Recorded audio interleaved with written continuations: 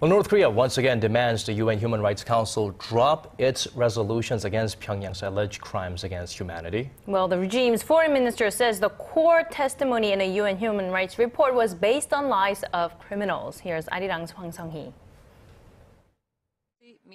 North Korea's Foreign Minister Ri Su-yong used his platform to denounce a landmark UN report on Pyongyang's human rights abuses that was published last year.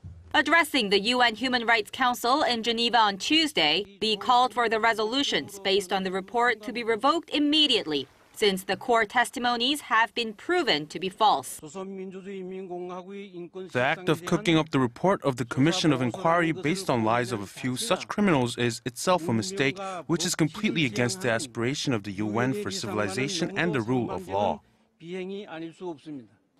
The recent backtracking by prominent defector Shin Dong-hyuk on the details of his life in a North Korean prison camp fueled the regime's attempts to discredit the entire UN report. Lee said the world body should also look into the CIA's harsh treatment of terror suspects. The UN must put an end to its selectiveness on dealing with human rights issues by listing the US brutality of torture as an urgent issue. But North Korea's claims were met with strong calls by South Korea to immediately end its human rights violations. We call on the DPRK to immediately take concrete and sincere steps so that its people can carry on a normal, dignified life.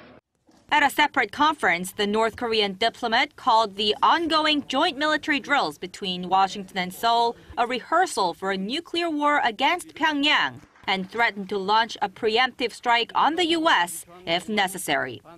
Hwang Arirang News.